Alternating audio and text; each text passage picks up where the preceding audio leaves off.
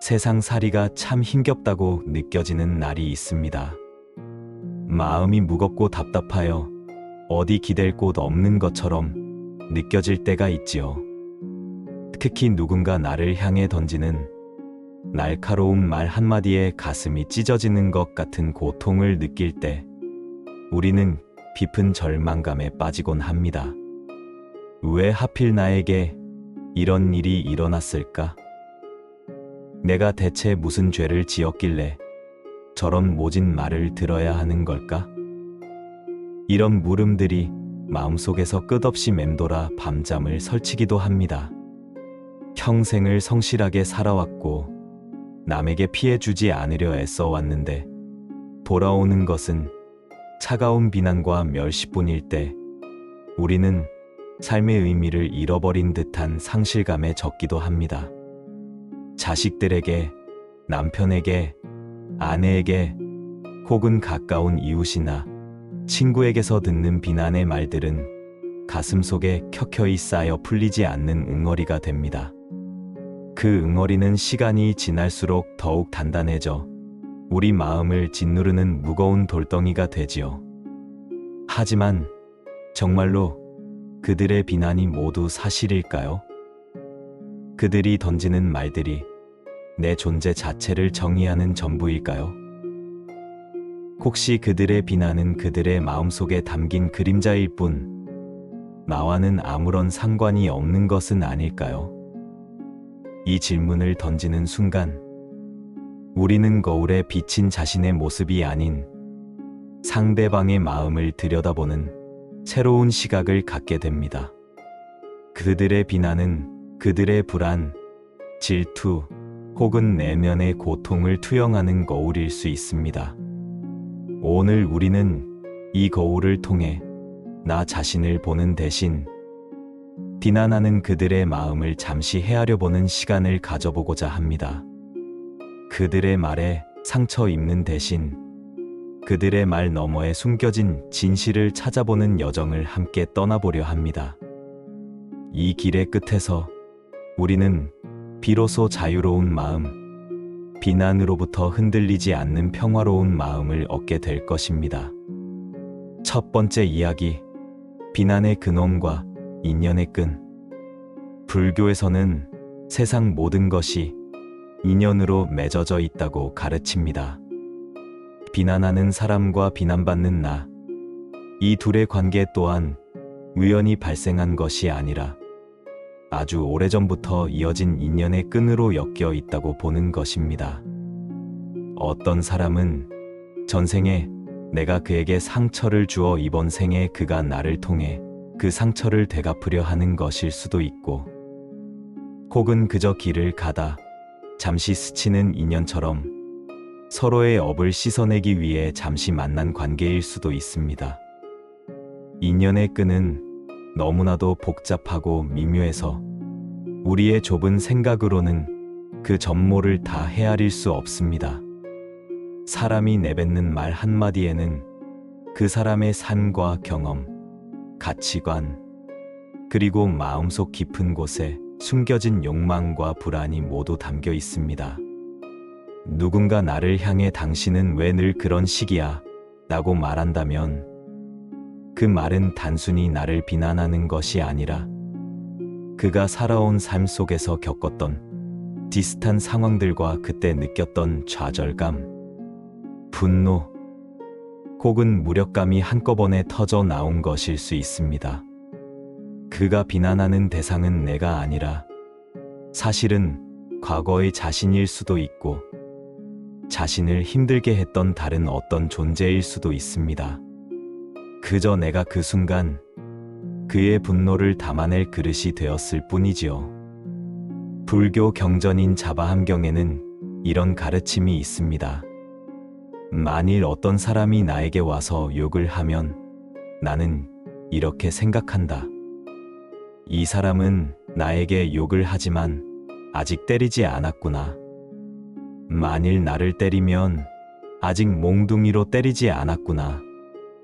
만일 몽둥이로 때리면 아직 생명을 해치지 않았구나. 만일 생명을 해치면 아직 나를 지옥에 떨어뜨리지 않았구나. 이 구절은 비난과 고통을 대하는 부처님의 자세를 보여줍니다. 부처님은 고통을 단계적으로 인식하며 그 고통의 본질을 꿰뚫어 보려 하셨습니다. 비난의 말 자체가 고통이 아니라 그 말을 받아들이는 나의 마음이 고통을 만들어낸다는 것을 깨달으신 것이지요. 비난하는 사람을 미워하고 원망하는 마음은 결국 그 사람이 쳐놓은 덫에 스스로 걸려드는 것과 같습니다. 그가 나를 비난하는 순간 나는 그에게 묶여버리고 맙니다. 그의 말에 계속해서 상처받고 그를 향한 분노로 마음을 채우는 동안 나는 그가 던진 독에 스스로를 중독시키는 셈입니다. 업의 관점에서 보면 내가 그를 향해 품는 증오의 마음 또한 또 다른 업의 씨앗이 되어 다음 생에 다시 좋지 않은 인연으로 엮일 수 있습니다. 그러므로 우리는 그가 던진 비난의 말에 휩쓸리지 말고 그 말을 통해 나에게 다가온 인연의 의미를 깊이 성찰해야 합니다. 두 번째 이야기, 마음의 평화를 찾는 수행의 길. 타인의 비난에 흔들리지 않는 마음의 평화를 얻기 위해서는 마음 수행이 필수적입니다. 마음 수행의 핵심은 바로 마음 챙김 마인드풀니스입니다. 마음 챙김은 지금 이 순간 나의 몸과 마음에서 일어나는 모든 현상을 있는 그대로 알아차리는 것입니다. 누군가 나에게 모진 말을 했을 때 우리는 보통 그 말의 내용에만 집중합니다. 어떻게 나한테 그런 말을 할 수 있지? 내가 뭘 그렇게 잘못했나? 하는 생각에 휩싸여 감정의 소용돌이 속으로 빠져들지요. 하지만 마음챙김 수행을 통해 우리는 이 감정의 소용돌이에서 한 발짝 물러나 관찰자의 입장이 될 수 있습니다. 누군가 나를 비난했을 때 우리는 먼저 호흡을 가다듬고 자신의 내면을 들여다봅니다. 아, 지금 내 마음이 매우 불쾌하구나. 가슴이 답답하고 쿵쾅거리는구나. 분노의 감정이 올라오는구나. 슬픔이 밀려오는구나. 이런 식으로 자신의 감정을 판단 없이 그저 알아차리는 연습을 하는 것입니다. 이 감정은 좋고 나쁜 것이 아닙니다. 그저 지금 내 마음에서 일어나고 있는 하나의 현상일 뿐입니다. 마치 구름이 하늘을 지나가듯 감정 또한 왔다가 사라지는 존재임을 깨닫는 것이 중요합니다. 우리가 이 감정을 억지로 억누르거나 반대로 감정에 휩쓸리지 않고 그저 바라보기만 할 때 그 감정은 스스로의 생명력을 잃고 자연스럽게 소멸하게 됩니다. 또한 우리는 자비 명상을 통해 비난하는 사람을 향한 증오의 마음을 내려놓을 수 있습니다. 저 사람이 행복하기를, 저 사람의 마음이 평화롭기를, 이와 같은 자비의 마음을 그를 향해 보내는 것입니다. 물론 처음에는 이 마음이 진심으로 우러나오지 않을 수도 있습니다. 어떻게 나를 괴롭히는 저 사람에게 자비를 보낼 수 있지? 하는 반감이 들 수도 있습니다. 하지만 자비 명상은 상대방을 용서하는 행위 이전에 나의 마음을 증오와 분노로부터 해방시키는 행위입니다. 내가 그를 미워하고 원망하는 동안 나의 마음은 지옥에 갇히게 됩니다. 하지만 그에게 자비의 마음을 보내는 순간 나는 그 지옥으로부터 스스로를 해방시키는 것입니다. 그가 나에게 모진 말을 했던 것은 그의 마음속에 깊은 고통과 상처가 있었기 때문일 수 있습니다. 그가 행복하기를 바라는 마음은 곧 그가 더 이상 그런 고통스러운 말을 내뱉지 않는 사람이 되기를 바라는 마음과 같습니다. 이 수행을 통해 우리는 비난하는 사람으로부터 나의 마음을 지킬 수 있는 단단한 방패를 만들게 됩니다. 세 번째 이야기, 말 못할 가슴의 짐. 여기 한 분의 이야기가 있습니다. 칠순이 넘으신 김 여사님은 평생을 자식 뒷바라지에 바치셨습니다. 넉넉하지 않은 살림에도 자식 셋을 모두 훌륭하게 키워내셨지요. 자식들이 모두 제 몫을 하며 번듯하게 살고 있는 것을 보며 김 여사님은 큰 보람을 느끼셨습니다. 그런데 어느 날 막내 아들이 찾아와 어머니는 왜 늘 우리 형제들 싸움을 부추기세요? 어머니 때문에 우리 가족이 이렇게 된 거예요. 라는 모진 말을 쏟아냈습니다. 김 여사님은 눈물이 핑 돌았지만 아무 말도 하지 못하셨습니다. 아들이 말한 싸움은 예전에 형제들 사이에서 일어났던 사소한 다툼이었고 김 여사님은 그저 화해를 시켜주려 했을 뿐이었습니다. 하지만 아들은 어머니의 깊은 뜻을 알지 못하고 자신의 입장에서만 생각하며 어머니를 비난한 것입니다. 김 여사님은 그날 이후로 가슴에 멍이 들었습니다. 평생 자식들을 위해 헌신했는데 돌아오는 것은 아들의 오해와 비난뿐이라는 생각에 깊은 슬픔에 잠기셨습니다. 밤마다 잠 못 이루며 내가 정말 잘못한 걸까? 내가 모르는 사이에 혹시 아들을 힘들게 한 건 아닐까? 하는 생각에 마음의 짐은 점점 더 무거워졌습니다.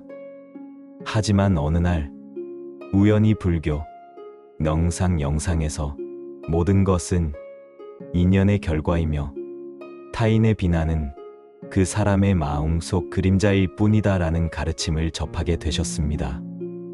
그 말씀을 듣는 순간 김 여사님의 마음속에서 무언가 탁 하고 풀리는 느낌을 받으셨습니다.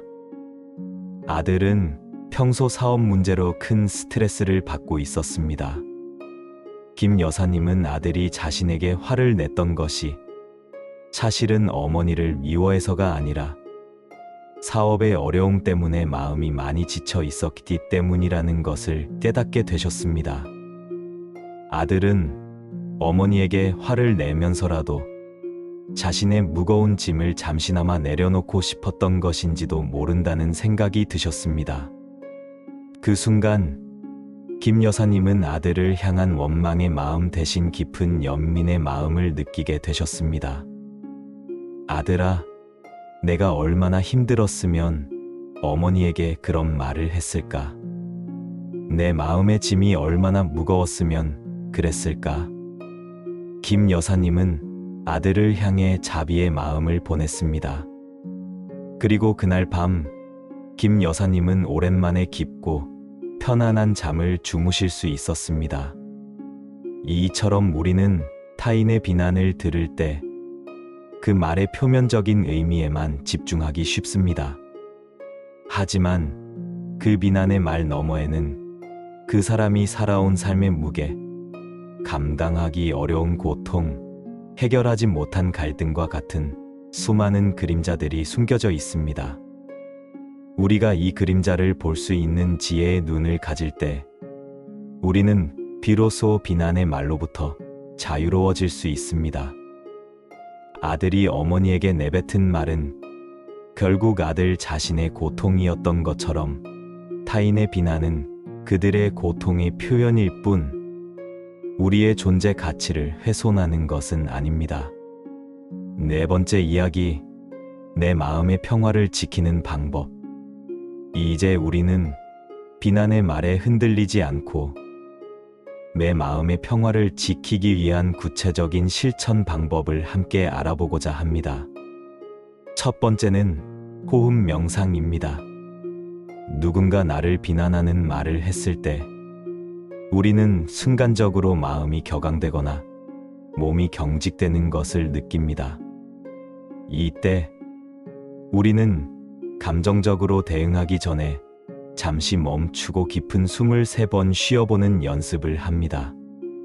천천히 숨을 들이마시고 내쉬고 다시 숨을 들이마시고 내쉬고 마지막으로 한 번 더 숨을 들이마시고 내쉬면서 내 마음속에 일어나는 모든 감정들을 잠시 옆으로 밀어놓습니다.